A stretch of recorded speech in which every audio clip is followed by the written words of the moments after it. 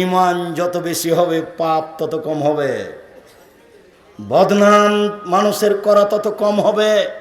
ইমান যত বেশি হবে পাপ তত কম হবে, ইমান যত কম হবে পাপ তত বেশি হবে।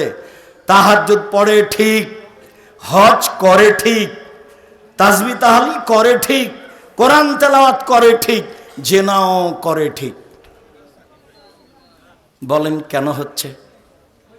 ইমান কম, ইমান দিয়ে ঠেকাতে পারে না। মহিলা তাহাজ্জুদ পড়ে, মহিলা পর্দা করে, মহিলা হজ করেছে, মহিলা রমজান উমরা করে, প্রেমেরও গল্প করে। তাহলে বুঝতে হবে কেন এটা হচ্ছে। ইমান কম।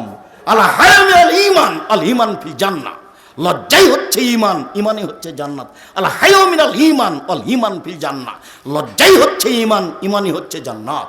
রাসূল সাল্লাল্লাহু আলাইহি ওয়াসাল্লাম বলেন, আল হায়া ওয়াল ঈমান করনাও জামিয়া।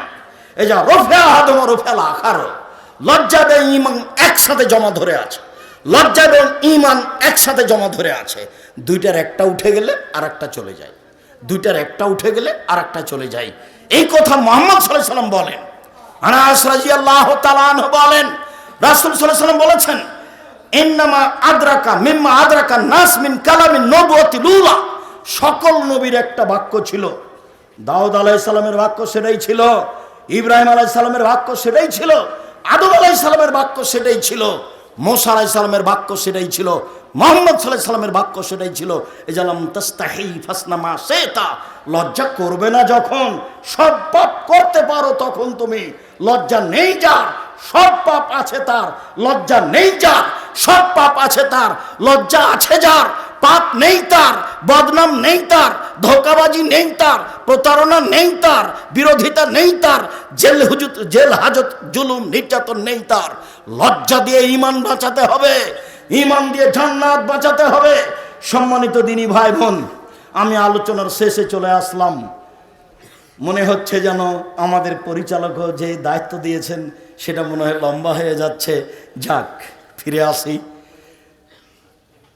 অত্র প্রতিষ্ঠান খুব কষ্টের মাধ্যমে আছে, মধ্যে আছে, যেটা আমরা বুঝতে পারলাম। আর আমি আব্দুর রাজ্জাক বিন ইউসুফ, আমাকে আপনাকে দান করার জন্য বলা হলো। আসলে তার ভালো ধারণাই ভালো যে আব্দুর রাজ্জাক সাহেব এত বড় জামিয়া সালাফিয়া চলে কি করে। প্রতি মাসে 32 লক্ষ বেতন লাগে, এবার জানুয়ারিতে গিয়ে আরও বেশি হয়ে যাবে, 35-40 লক্ষ মতো বেতন লাগবে। এক মাসে 32 থেকে 45 লক্ষ টাকা, 32 থেকে 35 লক্ষ টাকা বেতন লাগে। তো 2-1 টাকা নয়, এ দিয়ে আরও 2টা প্রতিষ্ঠান সারা বছর চলবে। এটা হয় কিভাবে? আমিও ভাবি হয় কিভাবে, এটা আমিও বুঝতে পারি না কিভাবে যে হয়। জামিয়া সালাফিয়া বৈদেশিক পয়সা দিয়ে চলে না, জামিয়া সালাফিয়া সৌদি আরবের পয়সা দিয়ে চলে না, জামিয়া সালাফিয়া কোনো সংস্থা দিয়ে চলে না, জামিয়া সালাফিয়া দেশের কোনো বিত্তশালী দিয়ে চলে না। কেউ জামিয়া সালাফের মাঠে গিয়ে বলতে পারবে না যে আমি এত টাকা দিয়েছি, আমার কথাটা মানতে হবে। এরকম বলার মানুষ জামিয়া সালাফিয়া নেই। জামিয়া সালাফে প্রায় 5000 ছেলে মেয়ে আছে। জামিয়া সালাফে প্রায় 300 জন শিক্ষক শিক্ষিকা রয়েছে। জামিয়া সালাফে 519 জন এতিম আছে, 519 জন এতিম। জামিয়া সালাফে রূপগঞ্জ নারায়ণগঞ্জ এখানে যেটা, সেটা প্রায় 70 থেকে 100 বিঘা জমির ওপরে। বাকি যা আছে ধীরে ধীরে হয়ে যাবে, সব বিশাল প্রতিষ্ঠান। জামিয়া সালাফিয়া যেটা আপনার ডাঙ্গিপাড়া, সেটা প্রায় 40 বিঘা জমির উপরে। যেটা মহিলা শাখা রাজশাহী দিনাজপুর, সেটা 60 থেকে 70 বিঘা জমির উপরে। যেটা দিনাজপুর, সেটা 20 বিঘা জমির উপরে। বরিশালে বাইরে কিনা হয়েছিল, আমরা প্রতিষ্ঠান করতে পারিনি, তখন ভিতরে জমি নেওয়া হয়েছে। প্রতিষ্ঠান চলছে, সময়ে নির্মাণ হবে। আর চট্টগ্রামে প্রতিষ্ঠান আরম্ভ হবে ইনশাল্লাহ জানুয়ারিতে, আরও বাংলাদেশের বিভিন্ন জেলায়। আমিও জানি না কিভাবে চলে, তবে আমি দেখতে পাই চলছে। হিসাব রক্ষক 5 জন আছে, তারা হিসাব করে, সরকারিভাবে অডিট হয়, এটা আমি দেখতে পাই। এটাই হলো জামিয়া সালাফিয়া। মৌলানা সাহেব বলছেন যে আমি আজকে বুঝতে পারলাম কিভাবে গুমর ফাঁক হলো। কি বুঝলেন? তাহলে খলুসিয়ত, কি জানি এখলাসের কারণে হতেও পারে, আল্লাহ ভালো জানে। সম্ভবপর জামিয়া সালাফের 5টা পয়সা আমার চোখের সামনে আমি ক্ষতি করলাম বা অন্য কে ক্ষতি করলো, এটা আমি মেনে নিই না।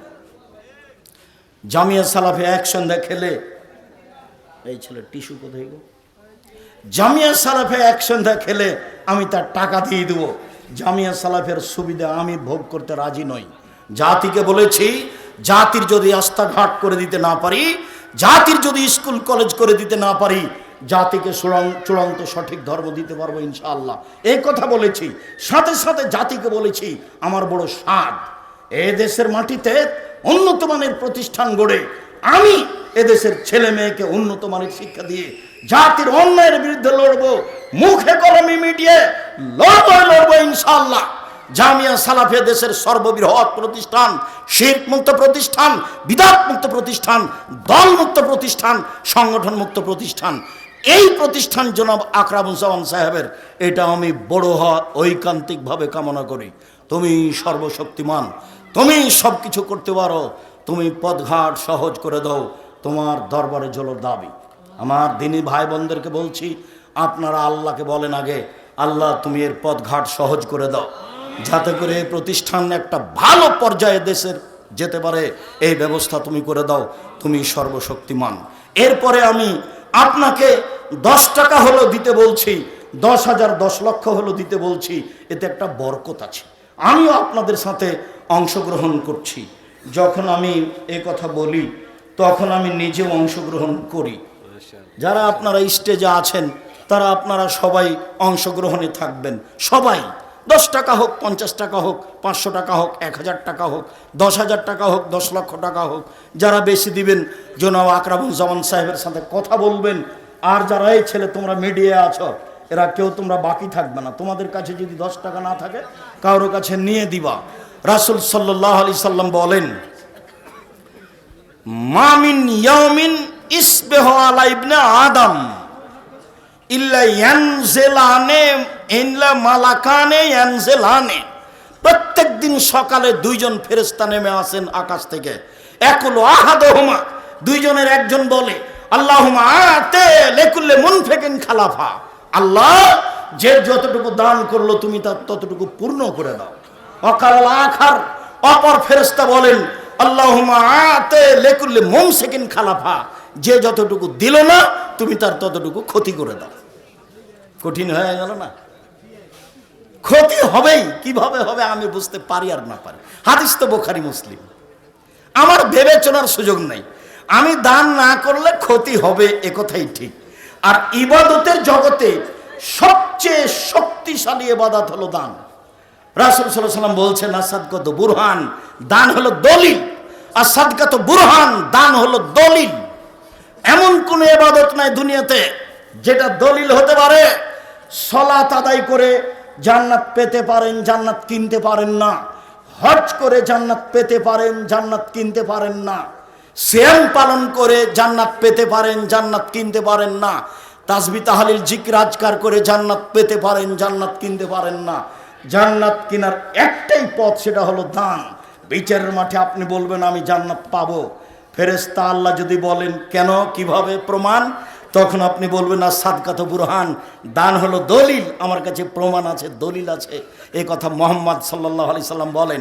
তিনি বলেন, ইন্না সাদকাতা তুতফুল খাতিয়াতা কামা ইতফুল মাউন নারা, নিশ্চয় দান মানুষের পাপকে মিটিয়ে দেয়, পানি যেমন আগুনকে নিভিয়ে দেয়। রাসূল সাল্লাল্লাহু আলাইহি সাল্লাম বলেন, ইন্না সাদকাতা সিররে তুতফু গাযাবার রাব্বে, নিশ্চয় গোপন দান মানুষ আল্লাহর রাগকে মিটিয়ে দেয়। রাসূল সাল্লাল্লাহু আলাইহি সাল্লাম বলেন, ইন্না সাদকাতা তুতফু হাররাল কবরে, নিশ্চয় দান কবরের শাস্তিকে বন্ধ করে দেয়। যা রাজুলুন ইলা নবী সাল্লাল্লাহু আলাইহি সাল্লাম, একজন লোক আল্লাহ রাসূলের কাছে এসে বলছে, আল্লাহর নবী, কাদ মাতা আবি ওয়া তারাকা মালান, আমার আব্বা মারা গেছেন, অনেক টাকা পয়সা ছেড়ে গেছেন। যখনই এসব হাদিস পড়ি তখনই ডক্টর জায়েদ জোহানির কথা আমার মনে পড়েন। ইনারা হচ্ছেন মদিনার মানুষ, ওহ আহলুল মদিনা হুয়া কামা হাকাদা, ইনারা এরকম মানুষ। একজন সাহাবী আসলেন, তো এনারা যেমন মদিনার মানুষ, এরকমই মদিনার কোনো প্রান্ত থেকে মিনাইয়া জেহাতিন খানাত, যে কোনো জেহাদ থেকে হোক না কেন, একটা লোক এসে বলছেন, আল্লাহর নবী, কাদ মাতা আবি, আমার আব্বা মারা গেছেন, ও তারা কামালান, টাকা পয়সা ছেড়ে গেছেন, ওলাম ইউসিনি, আমাকে কোনো উপদেশ দিয়ে যাননি।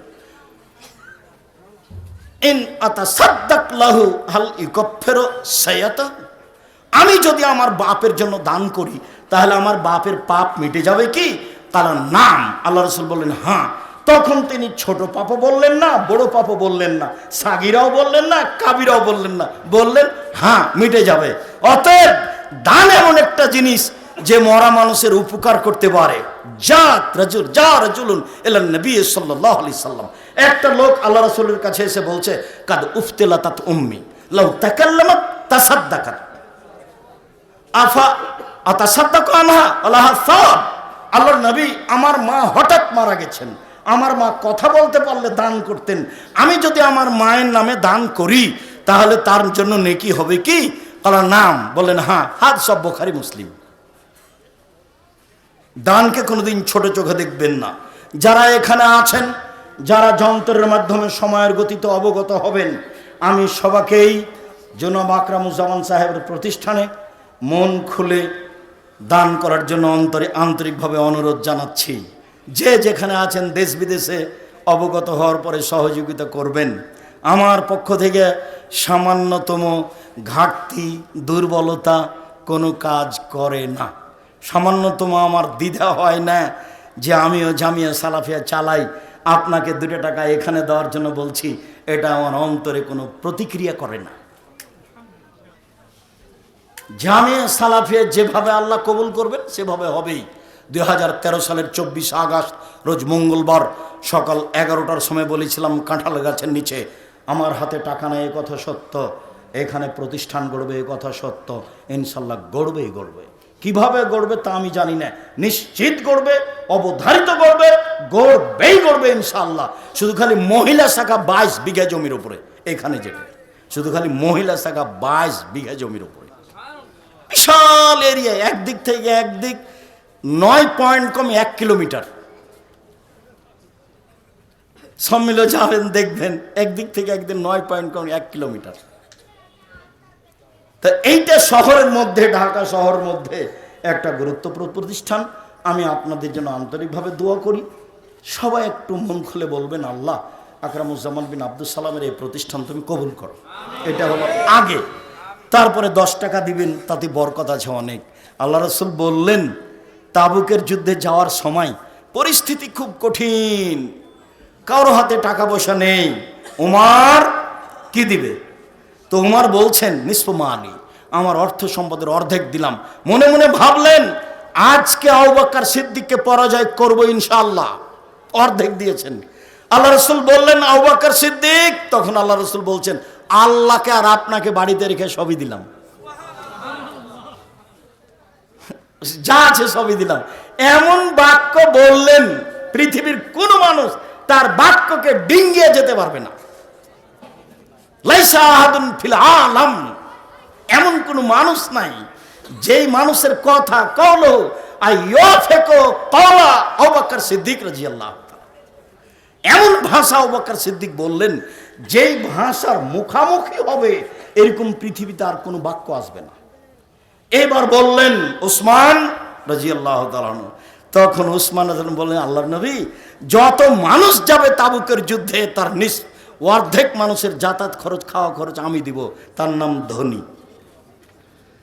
এখন আর টাকা শেষ হবে না, বরকত হচ্ছে আবু বকর সিদ্দিকের টাকা দিয়ে, আর কাজ হচ্ছে উসমান রাদিয়াল্লাহু তাআলার টাকা দিয়ে। এবার উসমান রাদিয়াল্লাহু তাআলা যা দিয়েছেন তা আর শেষ হবে না। কোনটা দিয়ে বরকত যোগাচ্ছে বলেন তো? আবু বকর সিদ্দিকের টাকা দিয়ে। ভ্যান ভাড়াও হবে না, আবু বকর সিদ্দিক রাদিয়াল্লাহু তাআলার টাকা ভ্যান ভাড়াও হবে না, কিন্তু এরকম পর্যায়ে দিয়েছেন, এমন বাক্য বলেছেন যাতে আর বরকত শেষ হবে না। সম্মানিত দিনী ভাই বোন, যারা আমার বোনেরা আছেন তারাও 10 টাকা হোক, 10,000 টাকা হোক, 50 টাকা হোক, মনে মনে একটা সিদ্ধান্ত নেবেন সময়ের গতিতে টাকা পয়সা দিয়ে পাঠাবো। আল্লাহ তুমি এই প্রতিষ্ঠানকে কবুল করো, তুমি এই প্রতিষ্ঠানকে কবুল করো, এই প্রতিষ্ঠানে যেসব সমস্যা আছে তা তুমি দূর করে দাও। আল্লাহ তুমি জামিয়া সালাফিয়াকে কবুল করো, জামিয়া সালাফের যেসব সমস্যা আছে তুমি তা দূর করে দাও, জামিয়া সালাফের যেসব কাজ আছে তা তুমি পূর্ণ করে দাও। আমরা সাধারণ মানুষ গভীর রাতে তোমার দরবারে আকুল আবেদন জানাচ্ছি, তুমি আজিজ, তুমি গানি, তুমি কাবি, তুমি রহমান, তুমি রাহিম, তুমি সব কিছু করতে পারো। তোমার দরবারে আমরা এই গভীর রাত্রে আকুল আবেদন জানাচ্ছি, আমাদের ভুল ত্রুটি মাফ করে দিয়ে যেটাতে আমাদের কল্যাণ আছে, যেভাবে প্রতিষ্ঠান জাতির সামনে দাঁড়াবে সেভাবে তুমি কবুল করো আল্লাহুম্মা আমিন। তোমার দরবারে এই জোরালো দাবি দাওয়া দোয়া রেখে আজকের সংক্ষিপ্ত কথা এখানে শেষ করলাম। সুবহানাকাল্লাহুম্মা ওয়া বিহামদিকা আশহাদু আল্লা ইলাহা ইল্লা আনতা আস্তাগফিরুকা ওয়া আতুবু ইলাইক। আসসালামু আলাইকুম ওয়া রাহমাতুল্লাহ।